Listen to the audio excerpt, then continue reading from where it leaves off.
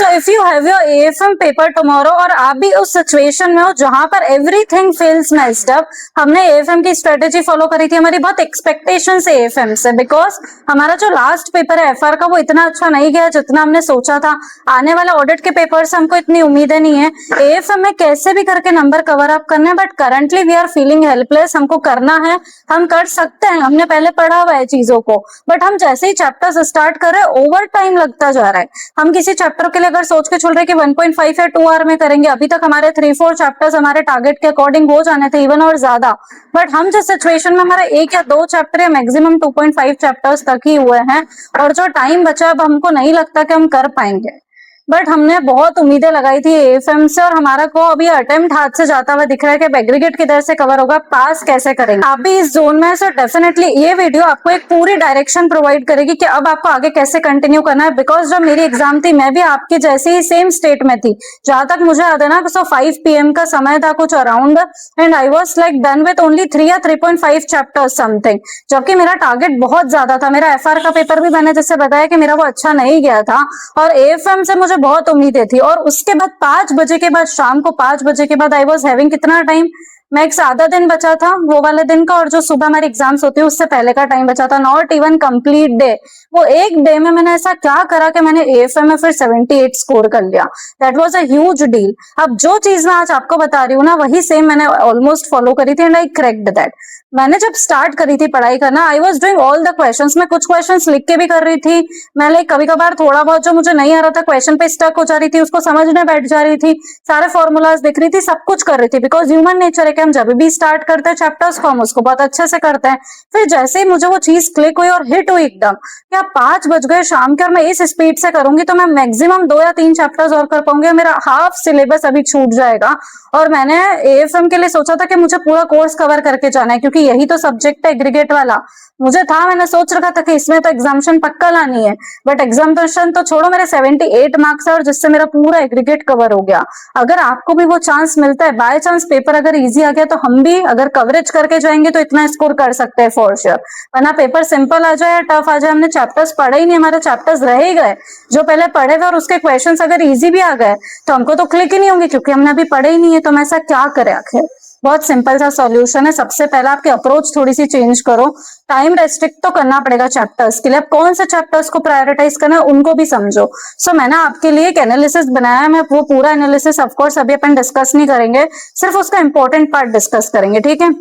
सो एक question wise analysis है, इसमें आपको देखकर ये मालूम पड़ जाएगा कि इसमें कोई ट्रेंड नहीं है, एएफएम का कोई ट्रेंड नहीं है। जैसे एफआर का था कि 5th क्वेश्चन स्किप करना है, ये वाले क्वेश्चन में ये वाले चैप्टर्स आ जाएंगे, ऐसा कुछ भी नहीं है एएफएम में। सो वो आप उस तरीके से एकदम रिलैक्स्ड हो के ऐसा कुछ भी नहीं मिलने वाला है।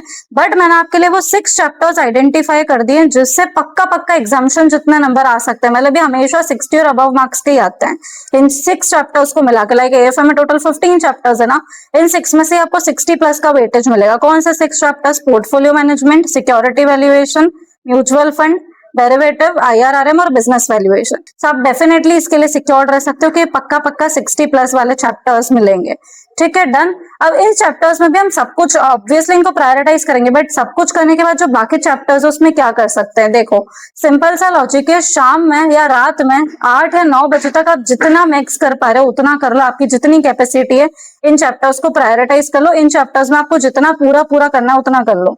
इसके अलावा जो चैप्टर्स बच रहे हैं, अगर आपको ऐसा लगे, ऑब्वियसली मैं कुछ छोड़ने का नहीं बोल रही हूँ, लेकिन अगर आपको पता है कि मेरा ये रह ही रहा है, मैं नहीं कर पाऊंगा, तो कोई चैप्टर पूरा छोड़ने से अच्छा एटलीस्ट हम उसका इंपॉर्टेंट देख के चल जाते हैं। हो सकता है शायद वो 4-5 सम्स देखने से हमारा काम बन जाए और 1-2 क्वेश्चंस भी अगर वहां से आ जाए तो आपको फ्री के मार्क्स मिल जाएंगे ना। सो वैसे ही आईएफएम का एक ट्रेंड है, हमेशा ऐसे मटेरियल का ही क्वेश्चन आता है हमेशा, और ऐसे मटेरियल में सिर्फ 80 क्वेश्चन है टोटल। टेस्टिव नॉलेज के 5 क्वेश्चन है और इलस्ट्रेशंस के 4 क्वेश्चन है, और उसी में से क्वेश्चन आता है। तो उसमें जो क्वेश्चन पहले आ चुके ना वो मैंने आपके लिए हटा दिए हैं, और उसके अलावा जो क्वेश्चन बचते जो इस अटेम्प्ट के लिए इंपॉर्टेंट है वो मैंने इस लिस्ट में आपको लिख कर दे दिए हैं कि इलस्ट्रेशन 1 to 3 ये हमको देखना है प्रैक्टिकल इलस्ट्रेशन में, और टेस्टिव नॉलेज में क्वेश्चन 1, क्वेश्चन 3 और क्वेश्चन 4।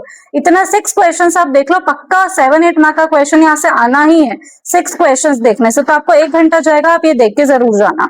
इसके अलावा मैं फिर जो भी चैप्टर्स हमारे बच रहे हो जो आपको लगता है आप नहीं कर पाओगे, मैंने जो भी इंपॉर्टेंट टॉपिक्स लिख कर दिया, आप कंफर्म इनको करके जाओ। 1 या 2 क्वेश्चंस मुझे लगता है, पक्का उम्मीद है कि इनसे आपको मिलेंगे, ठीक है। इसके अलावा में अपने को थ्योरी में क्या करना है, अगर आपको लगे ना कि यार मेरा थ्योरी में सब कुछ छूट रहा है, तो सिक्योरिटी एनालिसिस और रिस्क मैनेजमेंट, इसमें वार, ईएमए और रन टेस्ट, ये 3 चीजें प्लीज देखकर चल जाना, आपके कहीं ना कहीं काम में आ जाएगी।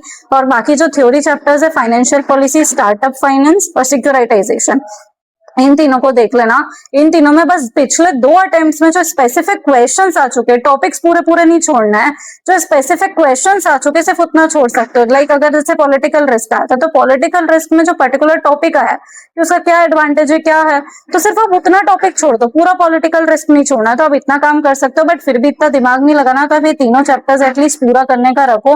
15-20 मार्क्स के थ्योरी का वेटेज रहता है, बहुत ज्यादा है, और आपको ये बेनिफिट मिलेगा फॉर श्योर। अब फॉरेक्स का क्या करना है, फॉरेक्स तो हम सबके लिए लोड है, तो फॉरेक्स के लिए मैंने आपको अगेन कुछ इंपॉर्टेंट टॉपिक्स दिए, आप सिर्फ इतना देख के चल जाना, क्योंकि फॉरेक्स एमसीक्यू में भी आता है, तो आपको बहुत हैवी हो सकता है ये फिर बाद में अगर आपने नहीं देखा तो फॉरेक्स में फॉरवर्ड हेजिंग, मनी मार्केट वाला कॉन्सेप्ट, फिर foreign currency investment, nostro account, NDF वाला क्वेश्चन, ये सिर्फ 5-6 टॉपिक्स भी अगर आप देख के चल गए, एक्सपेक्टेड है कि इन्हीं में से कहीं से आपको क्वेश्चन मिल जाएगा। ज्यादा मेहनत नहीं होगी, इतना रिस्क लेना बनता है, तो एटलीस्ट इतना सा देख के चल जाना। मैं ये बोल रही हूँ कि रात में भले जाग लेना, जो करना है कर लेना, बट कुछ कुछ करके चल जाना। जो लगे ये चैप्टर छूट रहा है, मैंने आपको सारे चैप्टर्स के इंपॉर्टेंट टॉपिक्स लिख कर दिए, राइट। म्यूचुअल फंड में जैसे reinvestment plan, NAV calculation, dividend equalisation, फिर वो रैंकिंग्स वाला क्वेश्चन है, तब एटलीस्ट वो पर्टिकुलर टॉपिक देख के जरूर जाना। अब बात आती है कि एएफएम के पेपर के वक्त हमको क्या स्ट्रेटेजी लगानी है। सो 1.5 डे की जो स्ट्रेटेजी है वो मैंने ऑलरेडी शेयर कर दी है, बट वो 3 आवर्स तो सबसे इंपॉर्टेंट है। उन 3 आवर्स में भी जो 15 मिनट्स का टाइम है, वो एएफएम में कैसे हैंडल करना है। तो हमने अभी देखा कि हमको पेपर एमसीक्यू का भी मिल जाता है साथ ही में 15 मिनट्स में। तो 15 मिनट्स में स्टार्टिंग में आपका सबसे पहला अब काम होना चाहिए कि आप एक बार एमसीक्यूज देख लो। स्टार्टिंग में हटाओ डिस्क्रिप्टिव पेपर को, क्योंकि ये 15 मिनट्स में अगर हमने एमसीक्यू सॉल्व करके रख ली, तो जो हम पहले 30-35 मिनट्स लगाते थे ना एमसीक्यू के, वो हमारा टाइम अभी बच सकता है।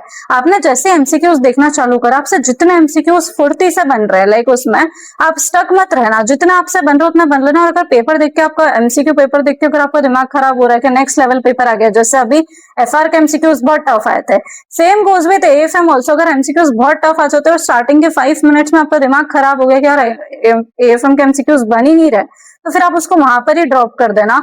और डिस्क्रिप्टिव क्वेश्चन में जो भी चैप्टर आपको सबसे बेस्ट आता हो, थ्योरी मत उठाना, कोई भी एक क्वेश्चन पूरा सॉल्व करके माइंड में फ्रेम करके रख लेना। आप कोई भी एक क्वेश्चन मुझे इसलिए बोलना पड़ रहा है क्योंकि यहाँ पे कोई फिक्स्ड पैटर्न नहीं है ना, बट आपकी कोशिश ये रहनी चाहिए कि आप कोई भी डिस्क्रिप्टिव क्वेश्चन उठाने से पहले एक बार पहले एमसीक्यूज को ट्राई दे देना। अगर आपसे एमसीक्यूज बन गए तो आपके 15 मिनट्स का बेस्ट यूटिलाइजेशन हो जाएगा। लेकिन अगेन एक छोटा सा क्रक्स यहाँ पर यह है कि 15 मिनट्स पूरा एमसीक्यू पे नहीं लगाना है, लास्ट के कुछ 3, 4 या 5 मिनट्स बचा लेना।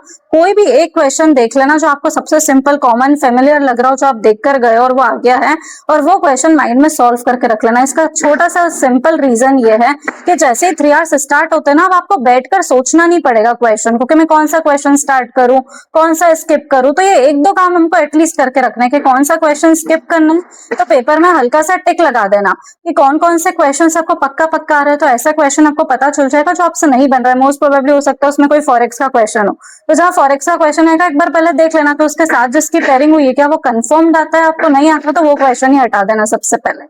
सो ये काम करना है हमको। एक तो कौन सा क्वेश्चन स्किप करना है, एक क्वेश्चन एटलीस्ट माइंड में फ्रेम करके रख लेना, ताकि जैसे ही वो 3 आवर्स स्टार्ट हो आपको सोचना ना पड़े और आप तुरंत अपना पेपर स्टार्ट कर सको। इसका भी बहुत बड़ा रीजन है, ठीक है। और फिर एमसीक्यूज तो हमको करने ही है। अब पेपर की स्टार्टिंग में आपको एमसीक्यूज लेकर नहीं बैठना है, जितने आपने सॉल्व करे हुए उतने भले ही आपने रख लिए, पर स्टार्टिंग में हमेशा डिस्क्रिप्टिव क्वेश्चन से ही करना है, तब आपकी स्पीड क्योंकि स्लो रहती है, तो आप उसी से स्टार्ट करो तो बेटर है। फिर जितने क्वेश्चंस आपको आ रहे हैं उतना आपने करें। पेपर में 1 या 1.5 घंटे के बाद ही आपको एमसीक्यूज पिक करना है, और फिर अपना जो बचे हुए क्वेश्चंस है जिसमें आपको थोड़ा बहुत कंफ्यूजन था वो आप पिक कर सकते हो। तो सीक्वेंस ये रखनी है, क्लियर एकदम। अब राउंड ऑफ के रूल्स भी आप देख कर जाना। सो एक पीडीएफ है राउंड ऑफ के, आपको यूट्यूब पर आप टाइप करोगे एएफएम राउंड ऑफ वाला, तो आपको वीडियोस मिल जाएगी, अजय अग्रवाल सर की और मेरी भी है। सो आप जिसकी देखना चाहो उसकी देख सकते हो, पर वो राउंड ऑफ के रूल जरूर देख के जाना। छोटी छोटी जगह आपके नंबर फिर कट सकते हैं। थ्योरी के चैप्टर्स हमको अभी करने ही नहीं आज रात तक। सो थ्योरी वाले चैप्टर्स हमको सुबह लेकर बैठना, और सुबह के लिए फिक्स काम है कि फॉर्मूला, सभी फॉर्मूले का रिवीजन करोगे आप, और उसके बाद थ्योरी वाले चैप्टर्स करो। स्पीड अप करने के लिए आपको क्या करना है, सिर्फ एलडीआर क्वेश्चंस करना में है, कोई भी क्वेश्चन पे स्टक नहीं होना है, जो समझ आ रहा है ठीक है, जो समझ नहीं आ रहा है उसको वहां पर ही याद कर लो, भले ही छोड़ना नहीं है, याद कर लो और आगे बढ़ो। फिर जो out of the box concept है, जैसे ब्लैक-स्कॉल्स मॉडल हो गया, आपके ये आ सकता है, तो ऑब्वियसली आ तो कुछ भी सकता है, आईसीआई बिंग आईसीआई, लेकिन हमको सिंपल सा काम करना है कि उसके फॉर्मूला देखा, क्वेश्चन में टाइम इन्वेस्ट नहीं करना है, पर देख लेना तो ज्यादा बेटर रहता है। ठीक है, डन। सो आज की अगर आपको वीडियो पसंद आई और इस टाइप की वीडियोस अगर आपको और चाहिए हो तो आप डेफिनेटली चैनल को सब्सक्राइब कर देना। और ये जो पीडीएफ है मेरा इंपॉर्टेंट टॉपिक्स का, मैं टेलीग्राम चैनल पर शेयर करूंगी, आप आंख बंद करके इस पर ट्रस्ट कर सकते हो, कोई भी चैप्टर छोड़ के नहीं जाना है, एटलीस्ट इतना कर लेना, सिर्फ इतना नहीं करना है, कोई छोड़ के जा रहा हो तो इतना कर लेना कम से कम। सो कुछ ना करने से कुछ करना हमेशा बेटर है। और बाकी जो चैप्टर्स अच्छे से करके जा रहे हो, जैसे वो 6 चैप्टर्स जो मैंने आपको बताए, तो उन चैप्टर्स के लिए तो इन टॉपिक्स को ज्यादा प्रायोरिटाइज करना है, और बाकी टॉपिक्स